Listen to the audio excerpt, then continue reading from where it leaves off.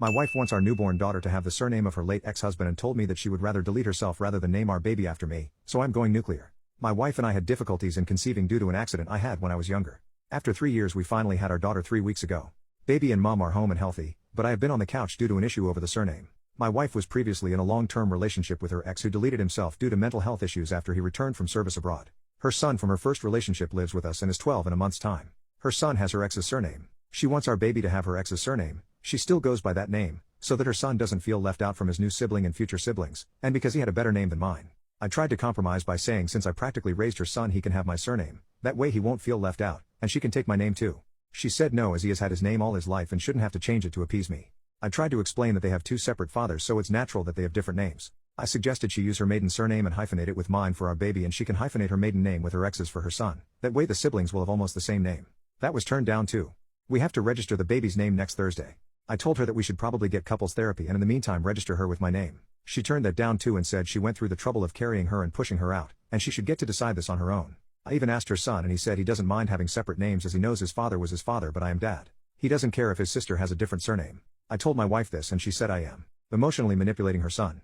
We had an argument 5 days ago and haven't spoken much. I didn't want it to continue like this as this should be our happy moments. 2 days ago I told her that the baby either gets my surname or we are getting a divorce. I told her that perhaps her dead husband could help raise our daughter with her since she doesn't want to acknowledge me as the dad. She called me a manipulator and says it's not fair that she doesn't get to decide the baby's first name on her own or the surname. Her suggestions for the first name when she was pregnant were feminine versions of her ex's name, think Alexis, Alexia, Alexandra for Alexander, and his actual name if we had had a boy. Today I called a solicitor and she overheard. She is telling me that I am forcing her into a corner with this name thing even though we went with her choice of first name after I sifted out the ones similar to her ex's. And my choice is a middle name. I just want some outside opinions on whether I am doing the right thing. Like what am I doing with life anymore? It's so messed up. Update, I contacted the registration office and they told me that as long as you are married only one parent is needed for the name registration. I wanted to appeal to her better nature and got her, mine and her ex's parents involved. Her sister tagged along for this mediation/discussion. Turns out my parents are the only ones who agreed with me on either my surname or her maiden name. Her parents and sister agreed with her, saying I should do it as she was the one who carried her. Surprisingly her ex's parents thought it would be a nice gesture to name my daughter with their surname and to my shock revealed the first name I agreed to that was her suggestion was the name her ex wanted to name their child if they had had a girl instead. She blushed when that piece of information got out when I called her on it. I asked her if it would be fair to name our daughter after one of my exes, to which she replied that I only had a body count of 3 and that 2 had the same name and both names were ugly. When everyone left I tried to reason with her but she slammed the bedroom door in my face and locked it. During the discussion with the parents I tried asking her ex's parents if they would be okay with me naming their grandson after me after I adopt him and they said they would never allow either. When I asked them if it was fair for my daughter to have their name they said they felt their grandson was closer to his sister than I was to her as a father and both should have the same surname. They also ridiculed my choice in both first and middle name for my daughter in addition to my surname. This is a couple that I up until that point had a reasonably good relationship with. I raised their grandson as my own and was very surprised that this is how they felt about me. In the morning she didn't come out and I left her breakfast by the door, hoping she would calm down enough by the time we would register to discuss it as adults. A few of her friends phoned and asked me why it was so important for me in the year of 2023 to give my surname to my child.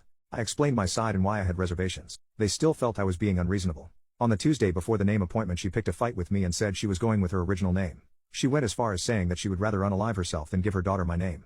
So, I am a little ashamed about this but as I pictured that she would no longer be in my future I called the police on her saying she threatened to commit deletion. I am not proud of this. They came and took her despite her protesting that she was okay and it was only said in the heat of the moment. I guess I egged on the police telling them it could be PP and that I felt it was not safe for her to be around our baby. I registered the name on my own without her blessing and participation. She was still not released by then.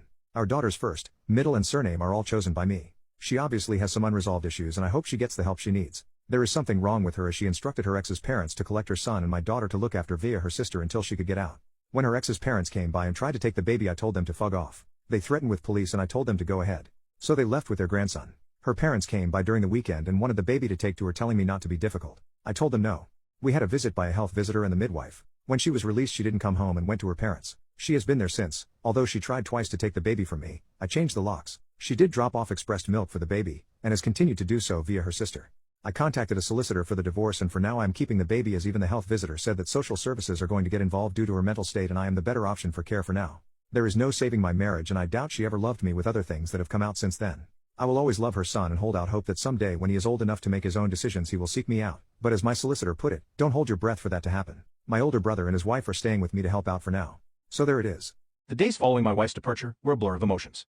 On one hand, I felt justified in my actions, registering my daughter with my chosen name, and taking a firm stand for my rights as her father. On the other hand, I couldn't escape the heavy weight of guilt. My decision to involve the authorities had driven an irreparable wedge between us, and the fallout was just beginning to sow. My wife's parents visited again, this time with a more conciliatory tone. Her mother held a small photo album with pictures of their family, including my stepson, my wife's late ex, and now our daughter. They said they wanted to talk, not to argue but to find common ground. However, the conversation quickly turned to accusations. "You've broken her," her mother said, her voice trembling. "You don't know what she's been through." "She's not the only one who's been through things," I replied, trying to keep my tone measured. "I've been there for her, for your grandson, and I've done everything I can to support this family, but this isn't fair to me or my daughter." Her father sighed, shaking his head. "You think fairness is what matters here? You should have given her time, space, anything but this." They left shortly after, leaving me with more questions than answers. For the first time, I began to truly wonder if I had gone too far. My solicitor informed me that the custody battle would be an uphill climb. While I had the baby registered under my name and had been caring for her since my wife left, the courts typically favor the mother in custody cases unless there are clear signs of unfitness. The police report I'd filed about her mental health concerns might work in my favor, but it was a double-edged sword. If the court saw it as a heat-of-the-moment argument rather than a genuine threat, it could weaken my case. Meanwhile, my wife's sister continued to bring expressed milk for the baby, but the interactions were strained. She refused to speak to me beyond the bare minimum, and her disapproving glares were impossible to ignore. My brother tried to intervene once, suggesting we sit down and talk it out, but she snapped, "There's no talking to someone who weaponizes mental health against their own wife." That stung. Deep down, I knew that's how it might appear to others, but I also knew the full story. The years of feeling like I was living in someone else's shadow, the constant reminders of her late ex, and the final breaking point, when she refused to let me have even this small piece of our child's identity. A week later, I received a letter from her solicitor. It was a formal notice requesting shared custody and visitation rights, along with an official statement denying that she was unfit to care for our child. The letter also hinted that she might pursue full custody if I continued to block her access. I showed the letter to my own solicitor, who advised me to tread carefully. "The court will want to see cooperation," she said.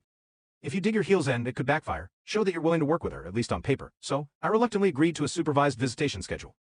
The first visit was arranged at a neutral location, a child services center, with both of us present. When she walked in, she looked tired and pale, but there was a fire in her eyes that hadn't been there before. She barely acknowledged me as she picked up our daughter, cradling her close and whispering words I couldn't hear. Watching them together was harder than I expected. For all our differences, she was still her mother, and it was clear she loved her deeply. I couldn't help but feel a pang of regret. Maybe if I'd handled things differently, if I'd been more patient, more understanding, we wouldn't be here now. But then I remembered the name. The conversations. The way she had dismissed my feelings time and time again. That regret quickly turned back into resolve. As the weeks went on, I began to reflect on everything that had led us here. It wasn't just about the name, it was about the unresolved grief she carried for her late ex, the complicated dynamics of blending our families, and the unspoken resentments that had built up over the years. I started seeing a therapist on my own, hoping to untangle some of the emotions I'd buried. My therapist pointed out something that hit me hard. For so long, I'd felt like an outsider in my own home, like I was competing with a ghost for my wife's love and attention. Maybe that's why I clung so fiercely to the idea of my daughter carrying my name. It was a way to stake my claim. The custody battle is still ongoing, but things have started to shift. My wife has agreed to mediation, and while our conversations are still tense, there's a glimmer of hope that we might find some common ground. For our daughter's sake, if nothing else. As for my relationship with her son, I've made it clear that my door will always be open to him. He's reached out a few times, mostly through text, and I'm hopeful that we can maintain some kind of bond despite everything. There's no denying that this experience has changed me. I've learned the hard way that love isn't always enough to hold a family together, especially when there are unresolved issues lurking beneath the surface. But I've also learned that it's never too late to seek help, to take accountability, and to try to do better. For now, my focus is on my daughter. She's the one bright spot in all of this, a reminder that even in the midst of chaos, there's still hope for something beautiful. The first thing I noticed during mediation was how guarded she was. My wife, no, my soon-to-be ex-wife, sat across from me, her hands clasped tightly in her lap. Her lawyer whispered something to her, but she barely reacted, her focus fixed on the table between us. The mediator began by laying out the ground rules: respect, honesty, and a willingness to listen. It felt almost ironic, given how little respect or honesty had been exchanged in the past months. But I reminded myself why I was there, for my daughter. "Let's start with the child's name," the mediator suggested gently, clearly aware that this was the crux of our conflict. "Perhaps there's room for compromise." I glanced at my wife. Her expression hardened, and I could see the storm brewing behind her eyes. "There's no compromise here," she said flatly. "He made that decision without me, and now I'm just supposed to accept it." "You gave me no choice," I countered, my voice sharper than I intended. "You threatened to name her after someone who has no connection to her, someone who isn't her father." Her jaw tightened, but she said nothing. The mediator stepped in, redirecting the conversation. "Let's focus on what's best for the child. Do you both agree that having both parents involved in her life is important?" We both nodded, though the tension between us was palpable. "I want her to grow up knowing who her father is," I said, my voice softening. "I want her to feel loved and secure. That's why the name matters to me. It's about her knowing she's part of my family, too." My wife's eyes glistened with unshed tears. For a moment I thought she might say something conciliatory, but instead, she whispered, "She's my daughter, too, and I carried her. You'll never understand what that means." Over the next few weeks, the mediation sessions continued, though progress was slow.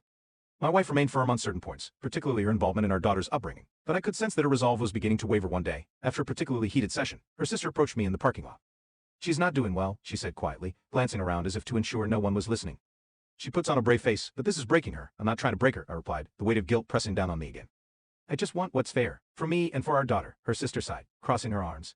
Fairness is subjective, isn't it? You think it's fair to keep her from the baby because of her mental health, but have you considered that she's struggling because of everything that's happened? The name, the police, the divorce. It's all too much. I didn't want this, I said, my voice tinged with frustration. But she left me no choice. How was I supposed to feel when she refused to acknowledge me as the father? Maybe, she said carefully, you need to stop seeing this as a battle to win. It's not about you versus her. It's about the baby. Her words stuck with me, long after she left one evening. As I was feeding my daughter, I found myself thinking about my wife's late ex. Though I had always felt the simmering resentment toward his lingering presence in our lives, I realized I had never truly tried to understand her grief. Losing someone you love, especially in such a tragic way, leaves scars that never fully heal. I decided to write her a letter, not to defend myself or reignite old arguments, but to express my feelings honestly. In the letter, I acknowledged the pain she must have felt losing him, and how difficult it must have been to move forward. I apologized for the way I had handled things, admitting that my actions had been driven by fear and insecurity. I also explained why the name had been so important to me, not as a way to assert control, but as a way to feel connected to our daughter. I sent the letter through her sister, unsure if she would even read it. Days passed with no response, and I tried to push it from my mind. One afternoon, her sister arrived unexpectedly with a package. Inside was a photo album. As I flipped through the pages, I realized it was a collection of photos of our daughter, pictures my wife had taken during her visits. She said you should add these, the sister said simply. She's trying in her own way. It wasn't much, but it felt like a step forward. Later that week, during another visitation session, I decided to break the silence between us. I got your album, I said awkwardly as she held our daughter. Thank you, she looked surprised but nodded. I read your letter, she said after a pause. And? I prompted, bracing myself for her response. And I'm still angry, she admitted, her voice trembling.